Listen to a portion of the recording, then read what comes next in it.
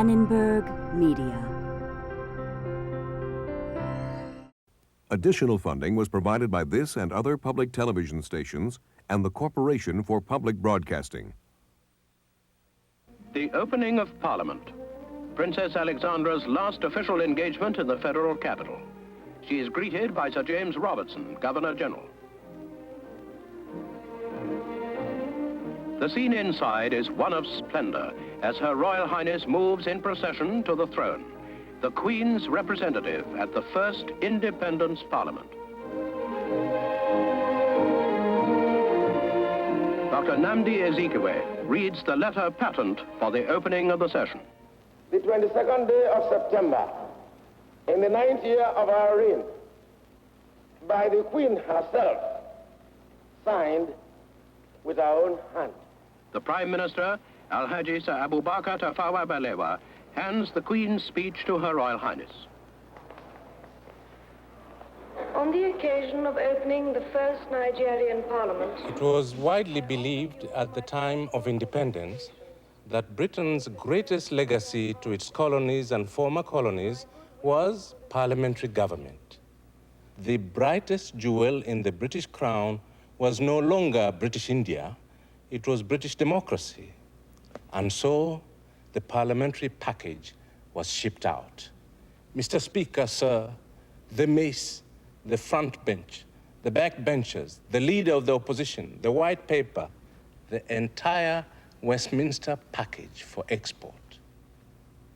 Well, it didn't work. It just didn't work. This house in Lagos, Nigeria, part of the National Assembly, is gone silent. No longer the loud exchanges of policy disagreements, no longer the boisterous laughter of African jokes, no longer votes of censure or votes of confidence. The house is dead. You know, you can teach other people how to speak the English language. You can teach them how to practice Christianity. But you cannot teach them how to govern themselves. That they must learn themselves.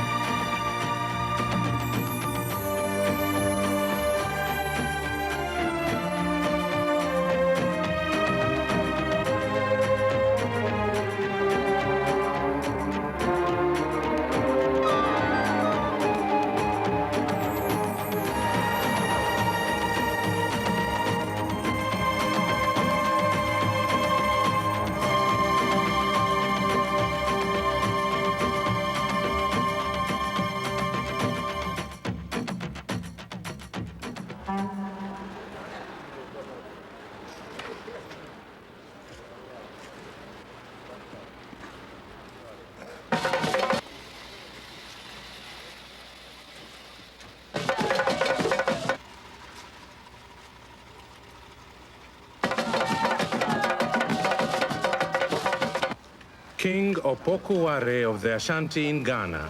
He is part of a royal heritage which dates back 400 years. Long before colonization, Africans had evolved political systems of their own which worked. The Ashanti will tell you that a structure of government has to have roots and a sense of tradition before it can be stable. And stability requires social order and a sense of community among the people.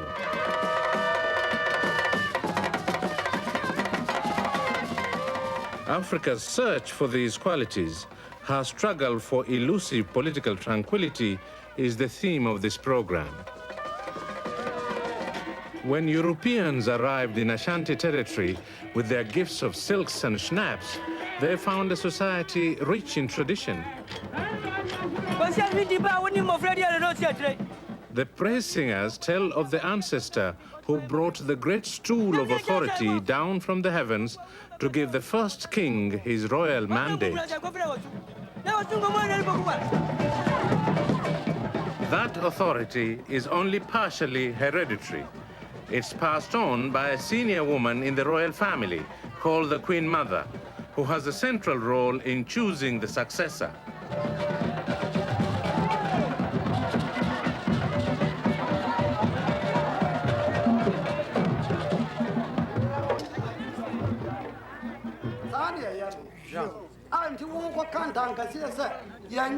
Ashanti chiefs do not hold office by right. They are chosen after consultation, and their selection can be challenged.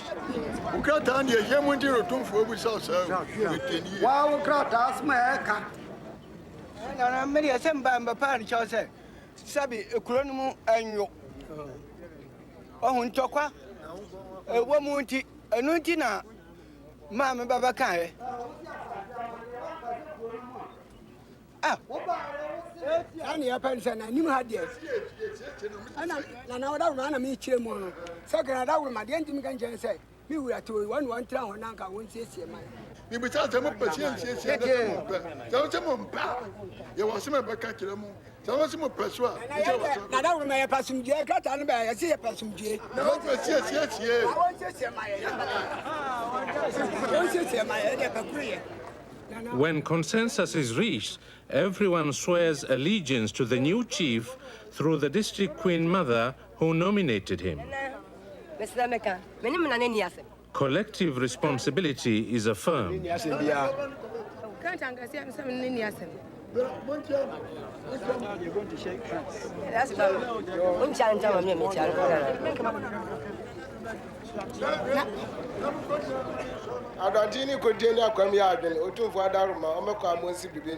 The new chief is confirmed and declares his allegiance to their Santahini, his paramount chief.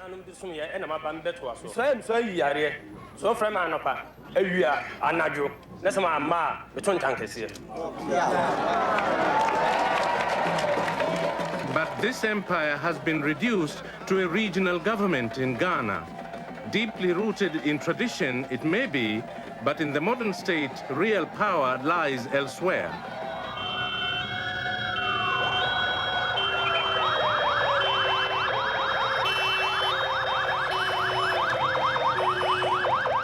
When the colonial Europeans quit Africa, they left behind governments with an uncertain base, founded on newly fashioned countries. If the political institutions we inherited did not prove effective, one major reason was another legacy from the West, the standing army.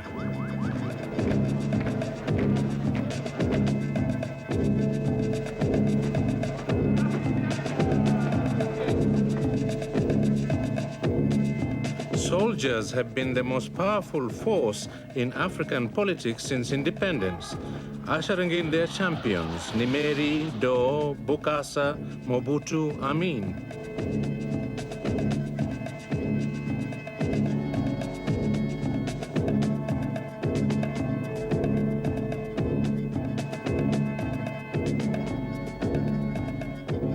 By weakening Africa's ancient institutions and creating modern armies, colonialism has left the continent threatened by two forces: the danger of anarchy in the sense of too little government, and the peril of tyranny when there is too much.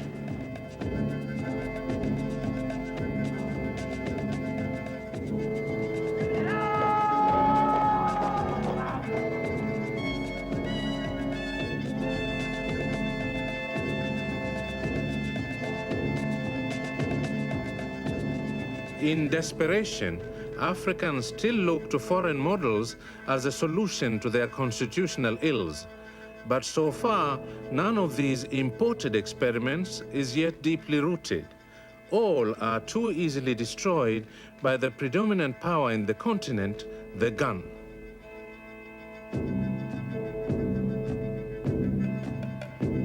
Ghana, 31st December, 1981. Today, we initiated a holy war. Flight Lieutenant Jerry Rawlings stages his second coup. To this end, the following measures are hereby taken. 1. The 1979 Third Republican Constitution of Ghana is suspended. 2. For the avoidance of any doubts, the following are emphasized. A. The President, the Vice President, and all ministers and their deputies are dismissed from office. B. Parliament is dissolved. C. The Council of State is abolished. D. All political parties are proscribed. It is therefore illegal for any person or persons to belong to or operate under any party. Across the continent, it has repeatedly been demonstrated that in an underdeveloped country, power does often reside among those who control the means of destruction rather than those in charge of the means of production. We men of the Uganda Armed Forces have this day decided to take over power from Obote and hand it to our fellow soldier, Major General Idi Amin Dada. The members of the Defense Council and the entire people of Uganda consider me, I am the conqueror of the British Empire.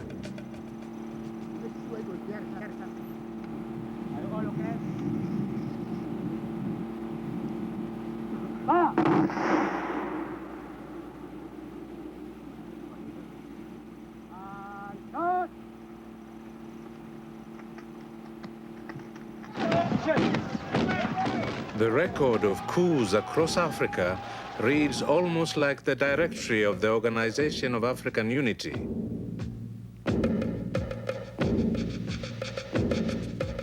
Over 70 coups in a quarter of a century. Only Africa south of the equator seems less afflicted.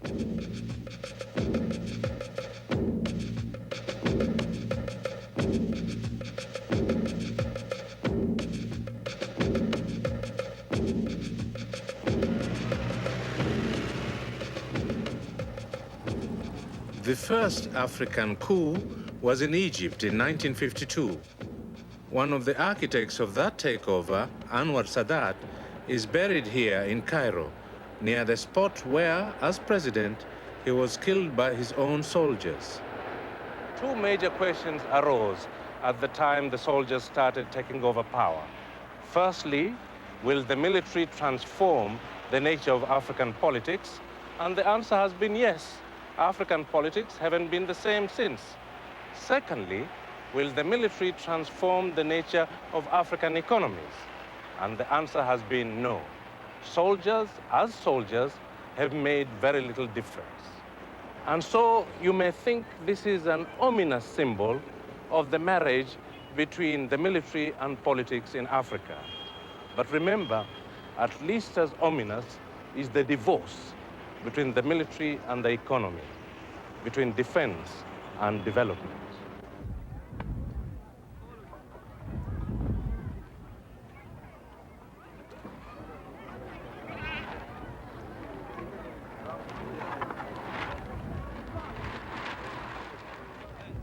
Out of Africa's failures in development and our incapacity to find viable and stable government has emerged a great human tragedy. Millions are destitute. It's impossible to be sure where political asylum ends and economic refuge begins. By most standards, this ought to be the hell that we are running away from. But in fact, it is the haven towards which many people are moving, seeking refuge. They are still arriving on donkeys and mules, on foot, on rickety cars. To have left their homes, their friends, the burial places of their ancestors in exchange for this, things must have been pretty desperate. It's the refugee problem in Africa. It's growing. In Africa, it's already larger than in the Middle East, with its displaced Palestinians, larger than in South Asia, with the destitute of Afghanistan on the run, larger than Indochina, with the boat people and people escaping from Kampuchea. With less than a tenth of the population of the world, we have more than half the world's refugee problem. And there is no let-up in sight.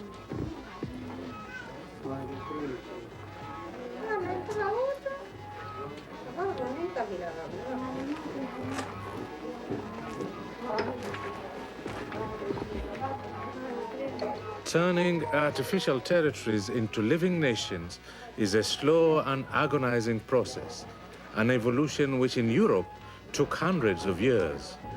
Post-colonial Africa has had only a quarter of a century of trial and error.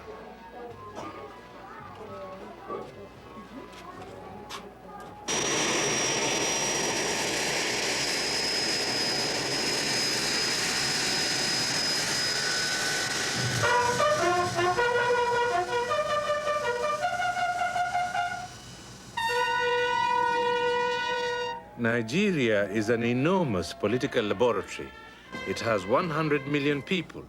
The 1983 election was the biggest in Africa's history and bigger than any election in Western European experience. One destiny, one God. MPN, superpower. Lagos State, MPN. Ogun State, MPN. Oyo State, MPN. President Shehu Shagari was seeking re-election under the banner of the NPN, the National Party of Nigeria, competing against 5 other candidates.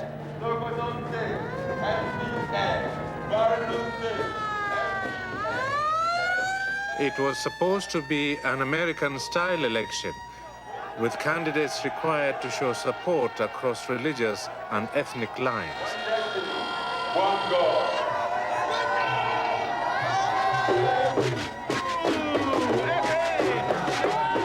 But traditional allegiances are not easily set aside. President Shagari, a northern Muslim, attempted to present himself as a national rather than regional figure. I am extremely happy to be here at home in Ogbomoso. This is the city that I love so much because I know you love me, I know you love the NPN. Time has passed when we talk of tribal parties. We have come a long way since the First Republic. We have come into the Second Republic, where Nigeria must be one, as depicted by our party, one nation, one destiny. We do not talk of tribes in the NPN. All Nigerians are equal, and all Nigerians must be given equal opportunity, irrespective of their tribe, irrespective of their culture, irrespective of where they come from.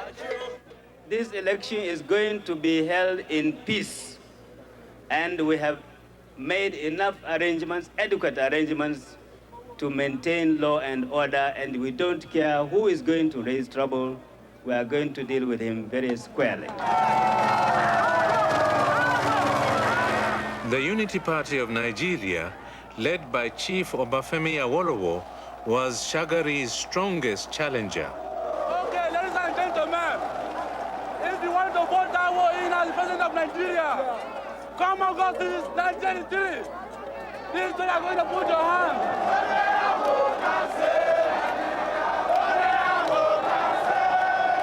Awolowo's election platform was of moderately socialist goals. But so strong was ethnic loyalty that he won little support outside his fellow Yoruba people. Nigerians voted for so-called tribe more enthusiastically than for ideology or social class. Awolowo himself was a no-nonsense politician. Maybe you do not know that I'm going from here to Port Harcourt and from Port Harcourt to Calabar this same day. So I haven't got time. I haven't got time this morning for some singing. Just listen to me and then you carry on singing songs after I've left.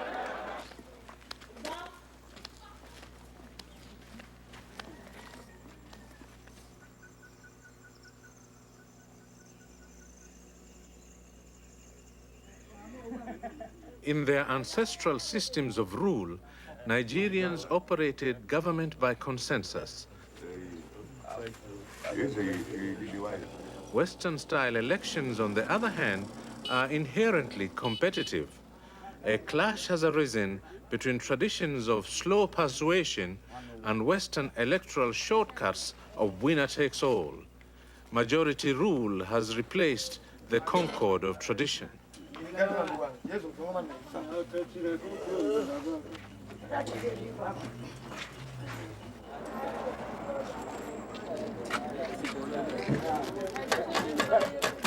In a Western-style election, Nigerians were supposed to exchange consensus for competition. Alas, they exchanged consensus for actual conflict. Violence, fraud, and incompetence marred voting in Nigeria, just as it had many African elections before.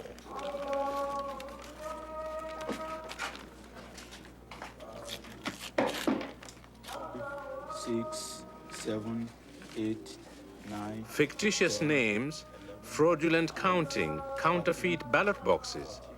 Once again, an alien system of choosing a government failed to stand up to African realities. All the parties cheated, though Shagari would probably have won had there been no fraud. But his followers decided to take no chances.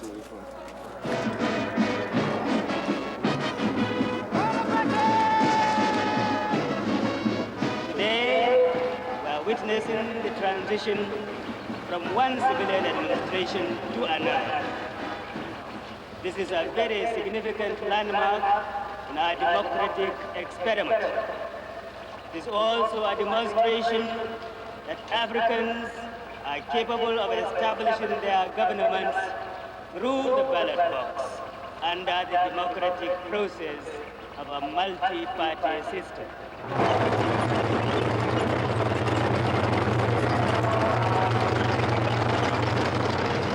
The one political party nobody voted for was the military.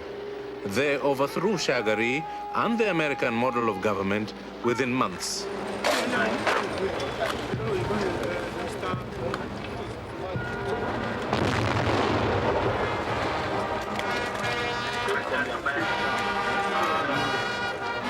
General Muhammad Buhari arrived to rid the country of indiscipline, a claim soldiers usually make when seizing power.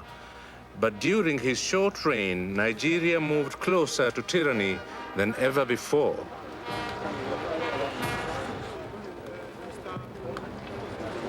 Close behind was General Ibrahim Babangida, a more liberal soldier, a key factor in some of the previous military changes of government. In August 1985, he assumed supreme power himself and corrected some of the human rights violations of the Buhari regime. Nigeria is a volatile society which paradoxically produces self-effacing and sometimes humble heads of state. Yet being at the top is a high-risk job. Nigeria has had 9 leaders since independence in 1960. 3 were killed, 2 are in prison, and 1 in exile.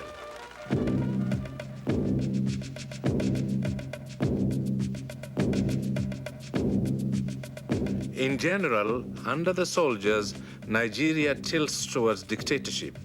Under the politicians, Nigeria leans towards anarchy. But in all the pendulum swings of power, no one has as yet managed to crush Nigeria's abiding spirit and sense of theater.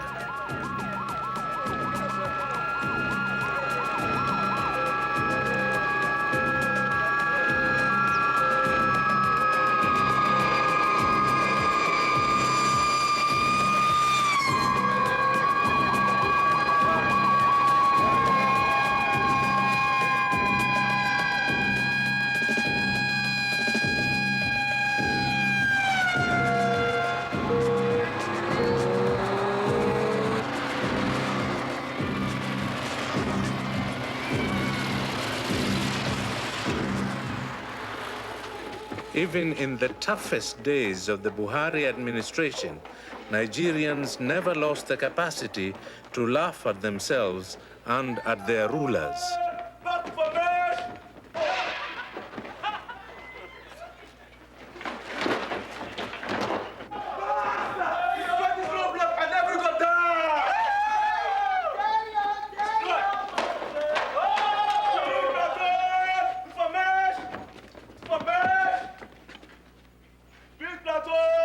General Buhari, then head of state, at a play in his honor entitled The Roadblock.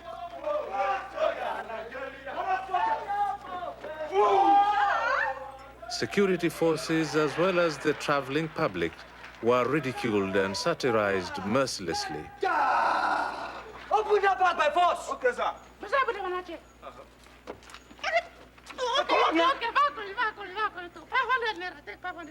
Even repressive rulers had long learned to allow for political comedy. Oga, this is not made in Aba.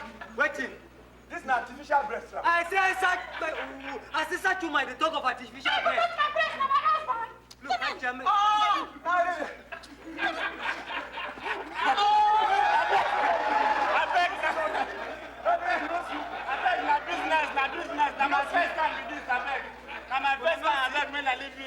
You don't enter trouble.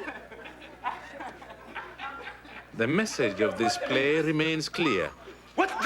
If the security forces make a mess of the job, they had better go back to the barracks.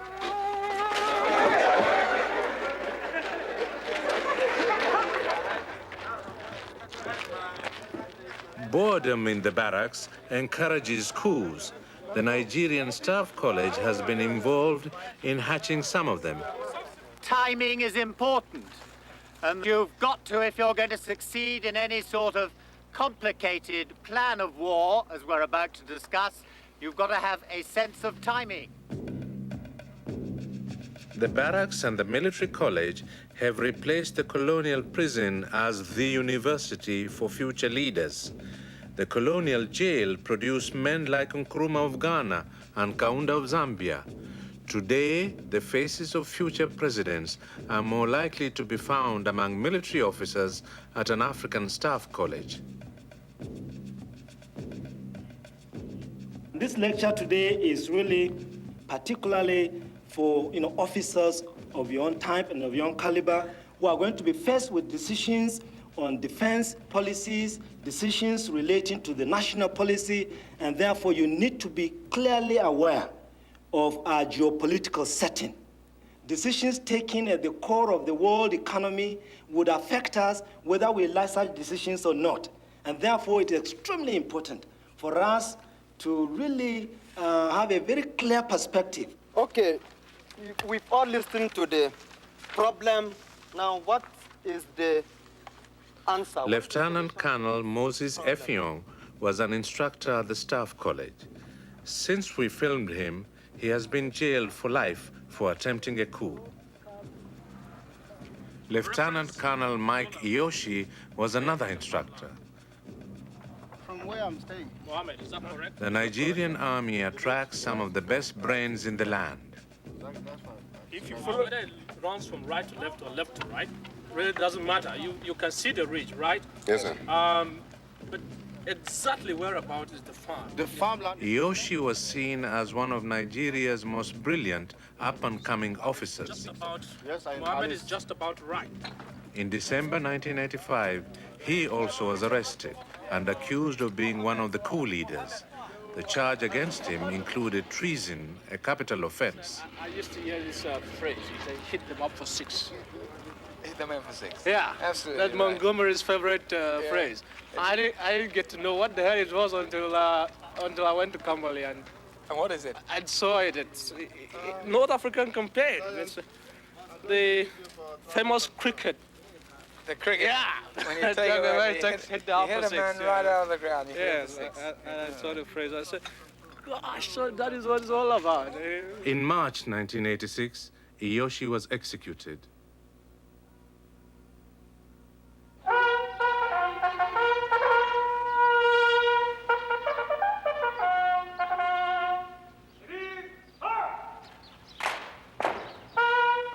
when the military hold power in an Islamic society, as in Sudan, plotting against the regime occurs less often. It's partly because a shared religion provides a sense of community. Jafar Nimeri ruled Sudan for 16 years after seizing power in 1969.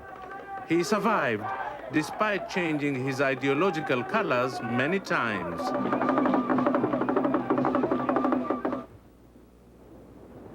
But Sudan has an Achilles heel, the North-South divide.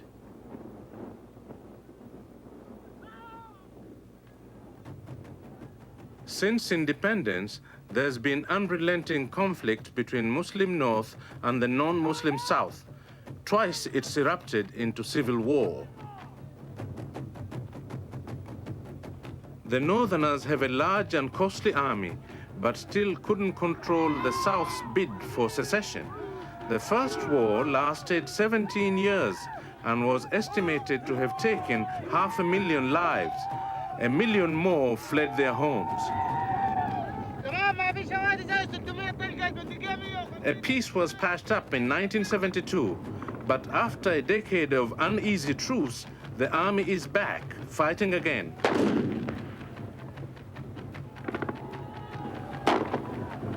The issue this time is different.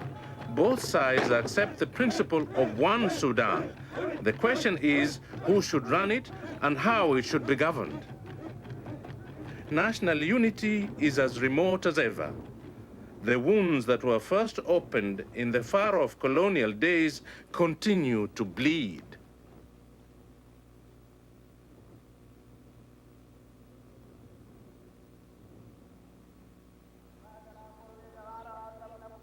From Khartoum, the capital, the British pursued their contradictory policy. Territorially, they wanted North and South to be united into one country. Culturally and religiously, Britain wanted the two parts to remain separate, to curb the spread of Islam and of Arab influence.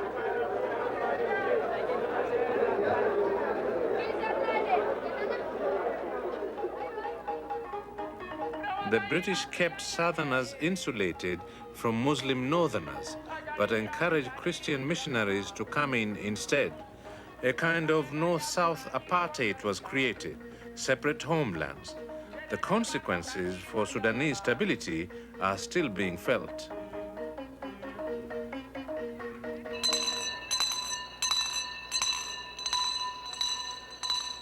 Under Nimeri's military government, Sudan did maintain a veneer of democracy. A People's Assembly was established with civilian and military members. It was bilingual, Arabic for the North, English for the convenience of Southerners. The question of an unsettled issue of who is the custodian of the Arab interests. Which country? Where is the locus of the Arab interests? Is it in Egypt? Is it in Saudi Arabia? Is it in Libya? Is it in Syria? Is it in Iraq? Is it in Lebanon? The issue of whether Sudan belongs to the Arab world or to Black Africa was a regular subject of debate. Whether the discussion had any effect on the military government's policies is another matter.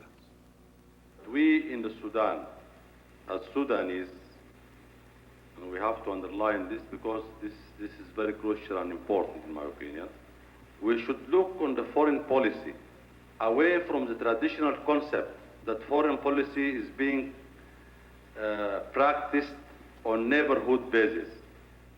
When African soldiers capture power, they claim that they are here to restore discipline. When civilians return, they claim they are here to restore dialogue. A parliamentary system of this kind is a compromise between those two ambitions. But in addition, it's a safety valve. You see, Sudan is the only country in Africa where a military government was actually overthrown by civilians. Way back in 1964, they haven't forgotten. Don't push civilians too far, give them a safety valve.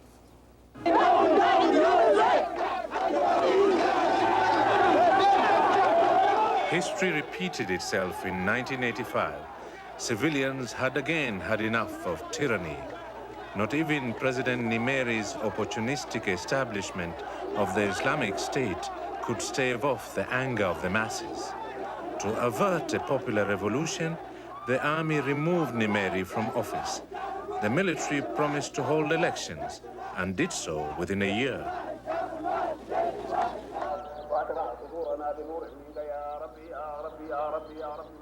The great-grandson of the legendary Muslim leader who fought the British in the 19th century is Sadiq al-Mahdi. In 1986, he became Sudan's new prime minister. This Oxford-educated politician is himself a bridge between Islam and modernity. He leads a coalition government in a multi-party parliament. Of the Mahdi state. Exactly. Uh-huh.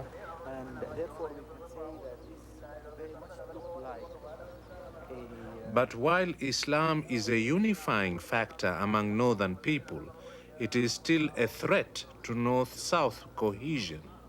Sudan continues to suffer the trauma of being two nations within one state. Hello? You better shut up when I'm talking, okay? Hello, listen. Ghanaian leader, Flight Lieutenant Jerry Rawlings. All planters, do you have corn? I'm talking about planters, not diggers. Let me see you by the hand. Up. Good. Now, those of you who has the corn sacks, go and supply. But you've got corn in your left hand. Jesus Christ. Okay. Now, those of you with the sacks, better watch out and feed us, okay? Now, where is he? You take over.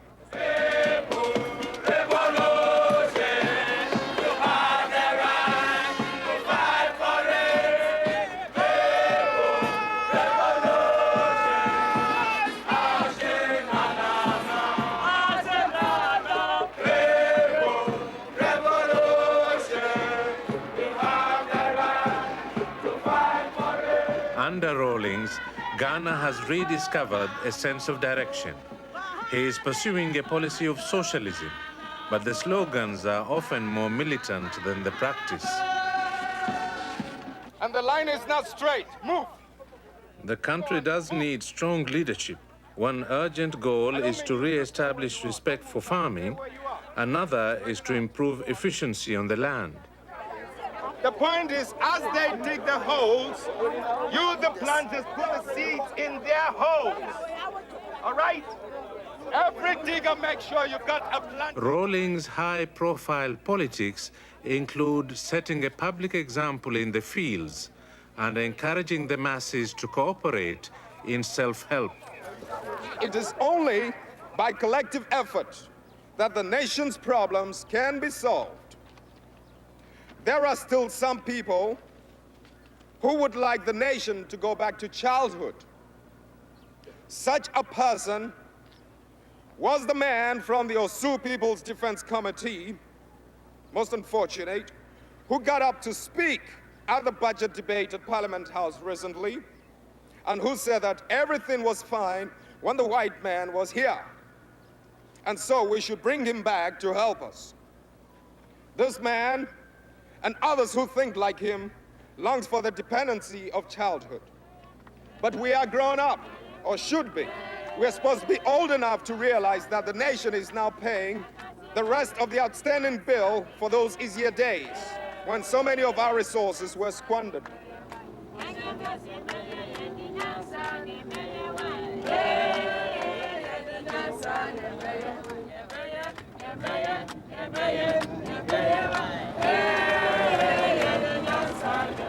Although Rawlings is a military man, he is more concerned with mobilizing for development than for war. His concept of economic conscription is an attempt to enlist more and more citizens into the process of production and social transformation. But Ghana's economy is fragile. The IMF has helped with loans, but ordinary workers still haven't seen much benefit. Political stability remains elusive, and Rawlings' own position is far from secure. To safeguard both his and the country's future, the Rawlings rhetoric now speaks of mobilizing both hoe and gun. The right to defend your freedom is a must. Sure. Yes, and the means of having to do so is something you will have to acquire. Oh no. It's a long way off. We've lost a lot of time in having to democratize violence. She means only being why you're here later. Oh no. Yes. Okay.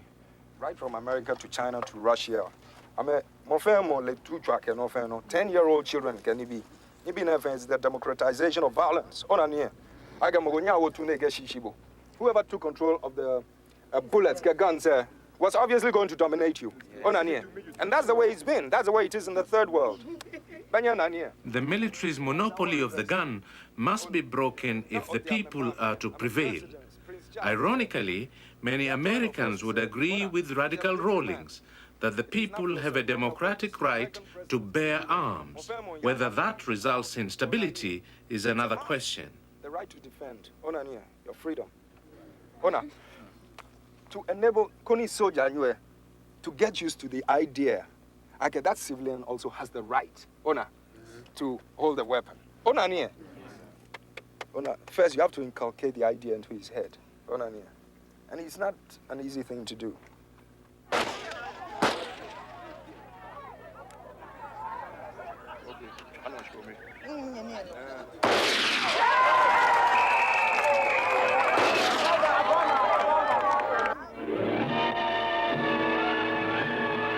The wind of change blowing through the Belgian Congo, and down comes the Belgian flag in Leopoldville, a few days, in fact, in advance of independence. Elected as Prime Minister of the new Congo Republic, Mr. Patrice Lumumba receives congratulations from members of both Houses of Parliament. They caught him on his way to Stanleyville and flew him back. Patrice Lumumba securely wrote. No story illustrated the fragility of Africa's political foundations more than the Congo, now Zaire. The Belgians had done nothing to prepare their huge colony for independence. Within weeks, Prime Minister Lumumba was ousted. The army had mutinied and later seized the deposed Prime Minister. His recapture was quite a triumph for Colonel Mobutu, who now saw his enemy arise. Lumumba's bonds are tightened. They were taking no chances. And his wife and child watch his humiliation. The whole affair, of course, serves to underline once again... Lumumba was taken to the rebel province of Katanga, which had seceded under Western prompting. He was soon murdered. The first phase of the Mobutu regime had begun. As for Mobutu's troops, they yelled and danced with joy. They had won a great victory. They had got Lumumba, after trying to lay their hands on him for months.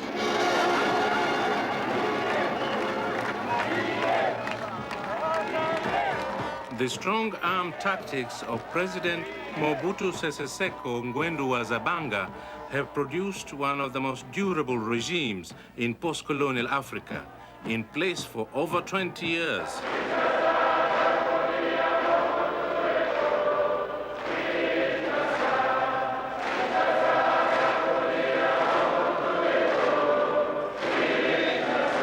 Behind the acclaim of his one-party zealots is the grim record of plots, repression, rebellion, and internal war. Thousands of Zairians are in exile. The West is more interested in his minerals than his politics, and has kept the subsidies going. Bandundu Oye.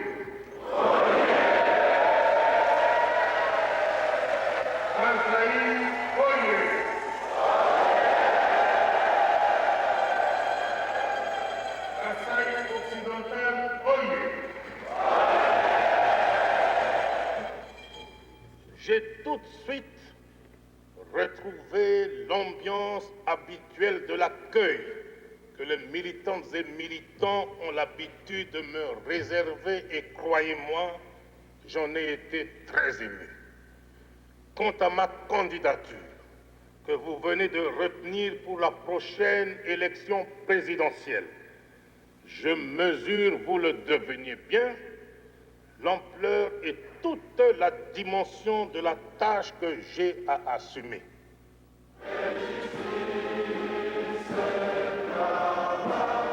Mobutu is one of Africa's great survivors, but the survival of a leader should not be confused with the political stability of a country. In Zaire, order and a sense of community are as elusive as ever.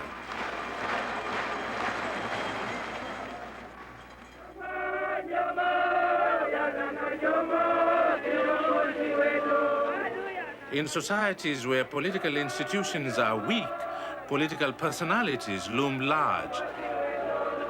The office holder is more important than the office. In Kenya, for 15 years, Jomo Kenyatta was the very personification of the state.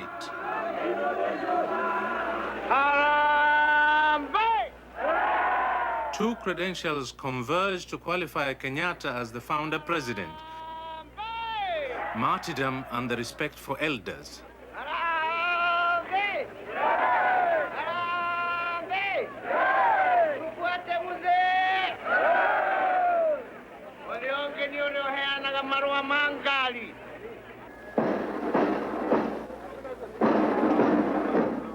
For a decade, Kenyatta had been imprisoned by the British. His advanced years commanded reverence as Mzee, the old man, but deference soon developed into a personality cult. By 1978, it had already become a serious offense to speculate about the president dying. His mortality was a subject which was taboo. There were understandable political reasons for this. Kenyatta had become a symbol of stability. Many felt he had also to become a symbol of personal durability. His own immortality would have been a way of saying the nation shall never die. Here was a young nation being ruled by a very old man. The nation was fragile because it was young. The ruler was frail because he was old. The two needed each other for reassurance, for at least the appearance of immortality.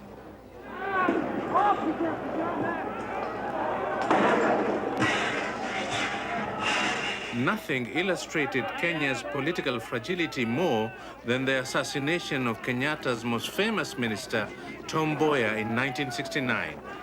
Riots broke out in Nairobi and in Mboya's home region. Mboya was a Luo, Kenyatta was a Kikuyu. The Luo thought the murder was a Kikuyu conspiracy. The clash between Kenya's two biggest ethnic groups threatened large-scale political disorder.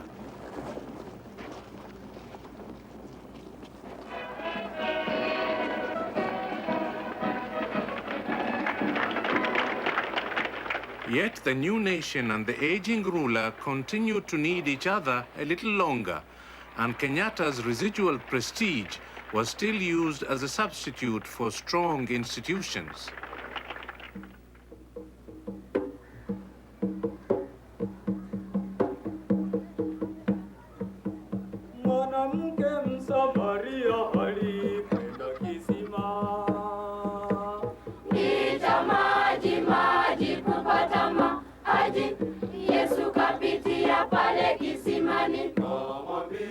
Upon Kenyatta's death, power passed peacefully to his vice president, Daniel Arap Moi.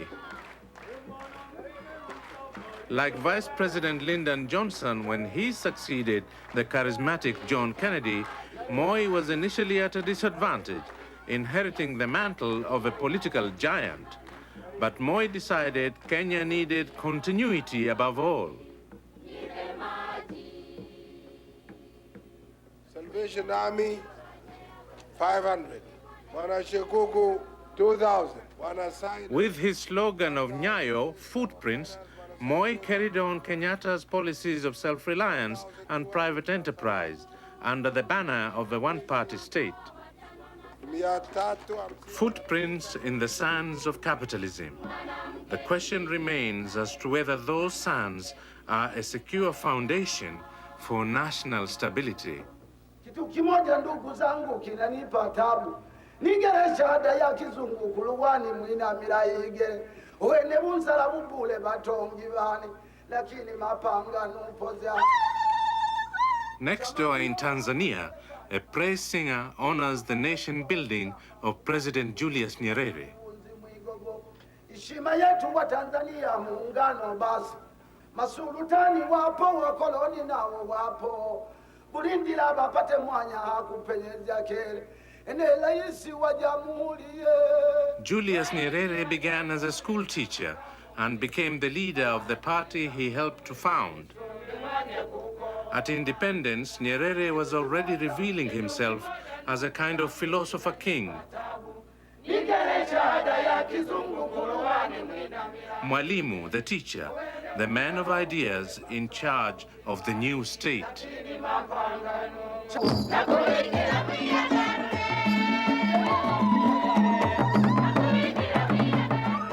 Marafiki zangu Warumi, marafiki zangu wananchi, nisikilizeni. Mimi naja kumzika Kaisari, sikusifu. Fascinated by the politics of Shakespeare's plays, Nyerere translated Julius Caesar into Tanzania's national language, Kiswahili. Bwana Buruto anasema kwamba Kaisari alikuwa ni mpenda cheo. Kama hivyo ni kweli, lilikuwa ni kosa. The play is about stability and competing ambitions. It's also about the power of language and about the way a single speech can change the course of history. Kuhutubia matanga ya Kaisari. Maana Bwana Buruto ni mtu mheshimiwa na wenzie wote vile vile ni waheshimiwa. Nyerere wanted to demonstrate that Kiswahili could carry the burden of world culture. The language was also to prove a major unifying force in Tanzania as the medium of national politics. Amerudi kwenye Buruto ambaye ndiye mheshimiwa.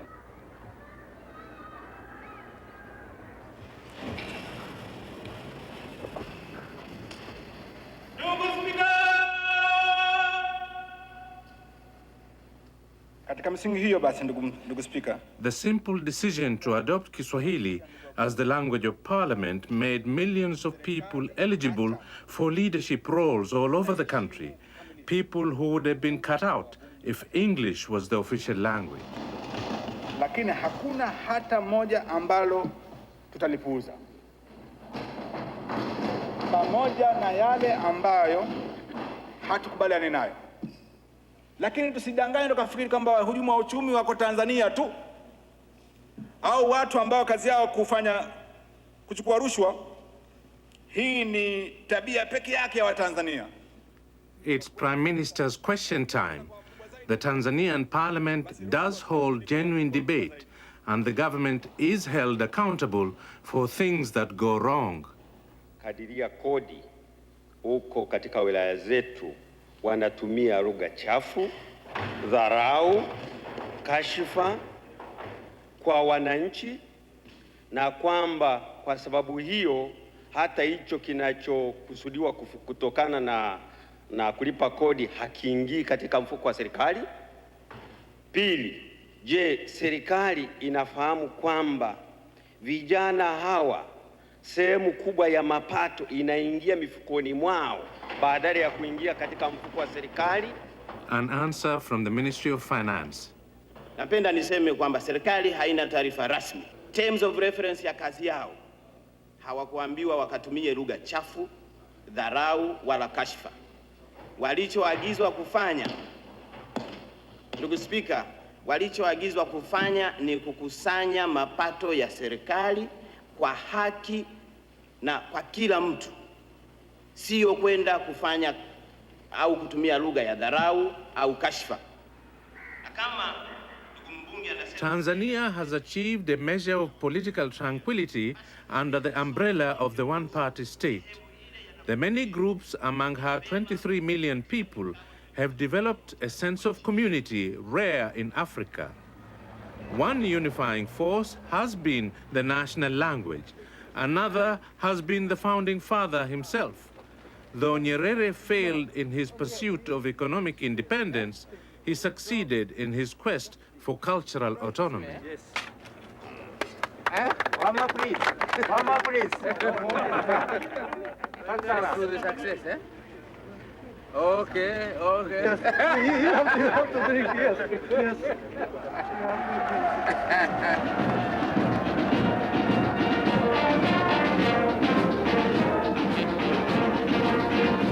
Nyerere has bequeathed to young Tanzanians a greater self-confidence and national pride.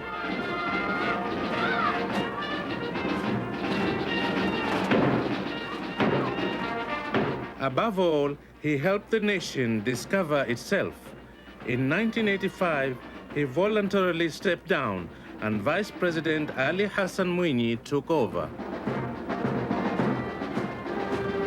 Out of some 170 rulers Africa has had since independence, Nyerere was only the third to relinquish office of his own accord.